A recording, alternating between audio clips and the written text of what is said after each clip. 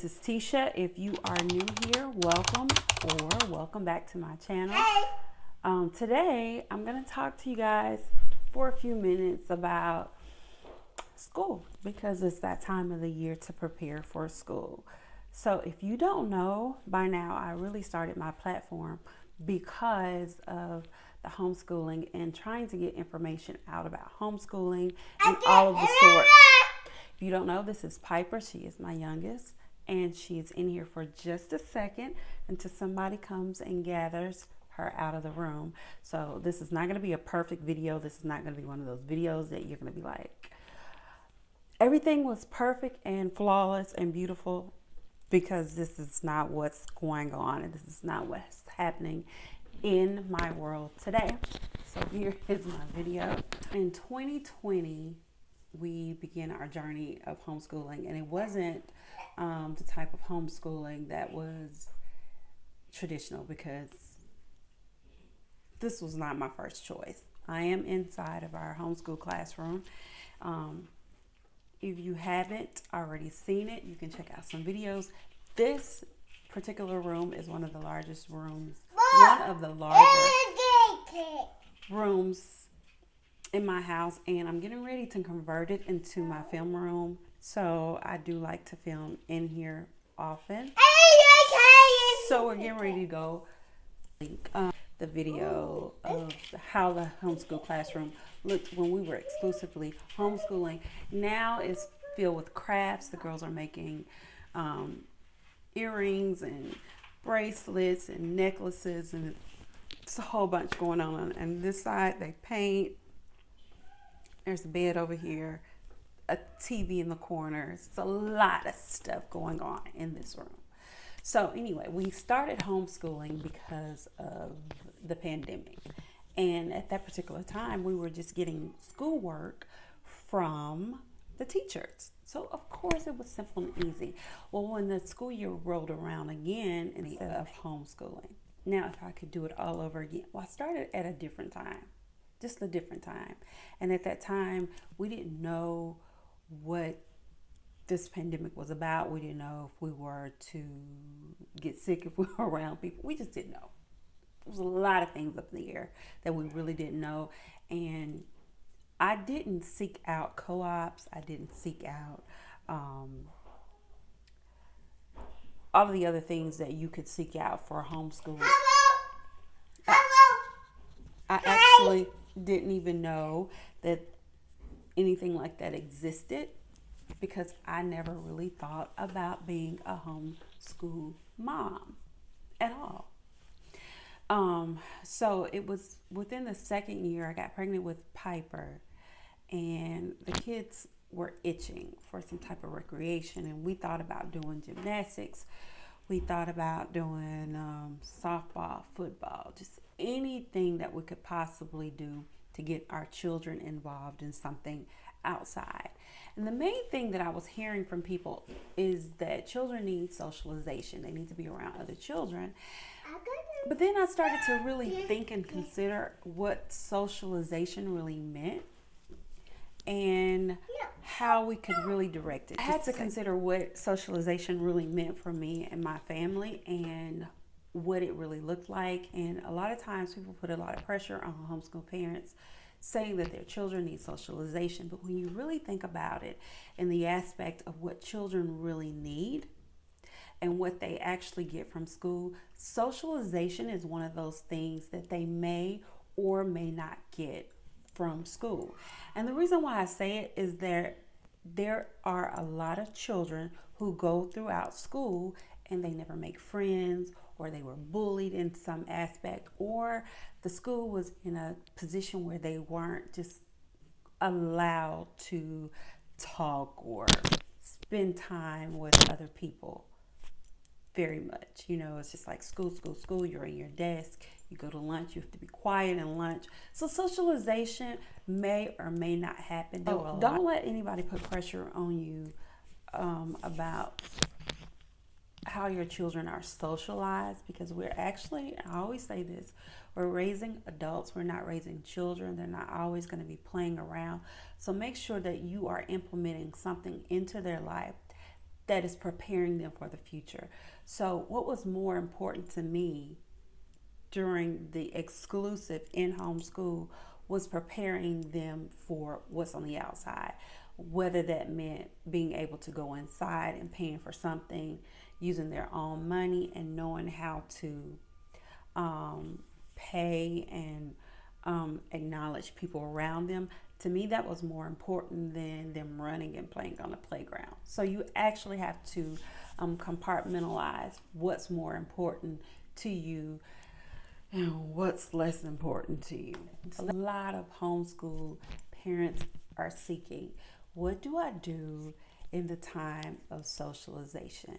So you really need to decide what socialization means to you, and then how you can readily implement that into your life. One thing that we did do was I invested in phones and iPads and iPods and things like that, so that they were able to speak with friends daily. They wrote plays, they filmed and they directed plays, they learned things like that. And that was one thing that really, to me, it sped up their social skills, because not only were they able to learn how to speak in first, second, and third person, but they were able to generate conversations. And then those conversations spread out to when it was time for them to go outside, they were able to be outside effectively. And if you are homeschooling, to make sure that you are offering the subjects of math, science, social studies, spelling, reading. Make sure that you're implementing those things, because again, like I always say, we are raising adults. One day they're going to want to either go to college, they're either going to want to get a trade in school or something that they're going to want to do, and they're going to need this foundation. When I started my homeschool journey, I chose the Abeka system. And the reason why I chose the Abeka system, because it was something that they were doing in the school that they went to. Both sets of my children, the older set and the younger set, both used the Abeka system. So I would suggest that you do your homework and study a lot of different systems that may work for your family. This particular one worked well for my family because it went from A to B to C to D to Z. I didn't know what they were going to need because we weren't in a school that tested. So I didn't know what they were going to need to go to the upper grades, but I knew that they needed the foundation of math, science, reading. I knew that they needed that. And then a lot of times when teachers are doing lesson plans, they know which lessons to take out and which lessons to put in. I have noticed that a lot of schools prepare their children just for testing and not really preparing them for the reality of life. So the kids are able to test, and they can test well because they've learned the test. But anything outside of what was on that test, they didn't learn. So I wanted to make sure that we filled in the gaps of what could be on a test when they take maybe their ACT or their PSAT. Fill in those gaps where it may be on here, but it may not be there, but it may be in a college course, or it may be in a high school course.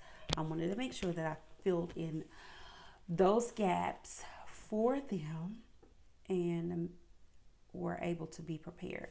Now, I know all of you want to know, how do I do this? How do I set up? The room that I'm in is very minimum. We had one bookshelf. This shelf, the first shelf was my oldest, my second, and the third shelf was my son. We had books put on these shelves. Now they're all crafts. I'll tell you the story in a minute. We put our books there. We had this long table. I sat at the end of the table, and they sat all the way down. The table is like 8 feet across. About these cute little chairs to go. We put pillows in the chairs so that they could be comfortable. And I had a desk over there for miscellaneous things. We had a whiteboard with 2 whiteboards.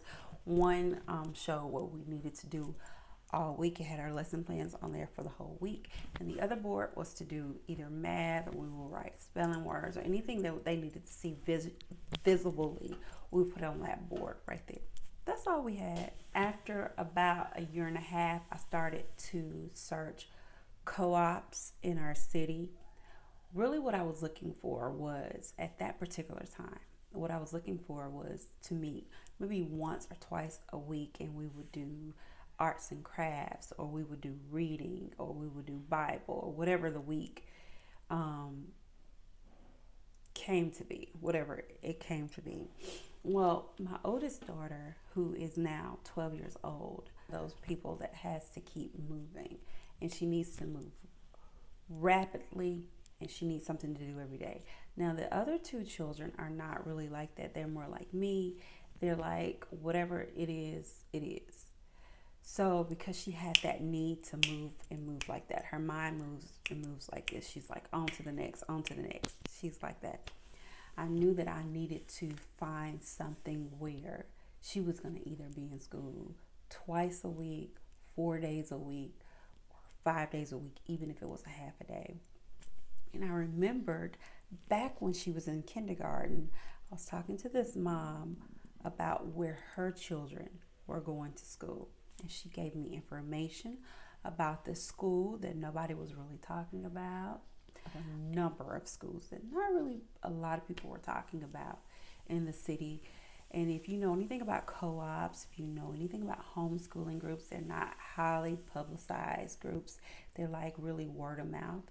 If you happen to come across one, if you're in church with somebody and they speak in hushed tones and they're like speakeasies, because they're not state-ran schools. They're not state-involved schools. They don't have to go through the same obstacles that a lot of other schools go through. So they're not widely publicized. So I remembered the school. Couple of things happened, and I think it was like God moments. Reaching out to a directory, finding a number, calling the number, and was like, would you please, because they only take a limited amount of students per year. I was like, would you please take my children? It was last minute. I think it was this time of the year. Figure it out real quick. And she was like, yes, I would love to have them. And so here's what goes on in homeschool. So you still do as if you did with regular homeschool. You register with the state. You keep your own records. We do not get grades. We do get our things graded, but we don't get progress reports. We don't get report cards. And it is parent driven, which means that I'm in control of what they learn when they're at home with me. They don't necessarily have to be on that structured thing that they're learning in school, because that is for school. And when they're at home with me, the 2 days a week at home, if I want to teach them how to paint, that's what they learn. If I want to teach them how to garden, that's what they learn. If they want to learn classical music, that is what they do. So they meet 3 days a week. In the 3 days a week, they do 2 subjects each semester, ELA, math and science. Science was taught mostly second semester. And the other 2 days were spent with whatever I wanted to do. A lot of times, because we were out on Mondays, it was usually a rest day, and we would catch up on whatever we had to do for the week. But for the most part, we just enjoyed it. We enjoyed it. Now, will I send my children to this portion of school when high school hits? Probably not.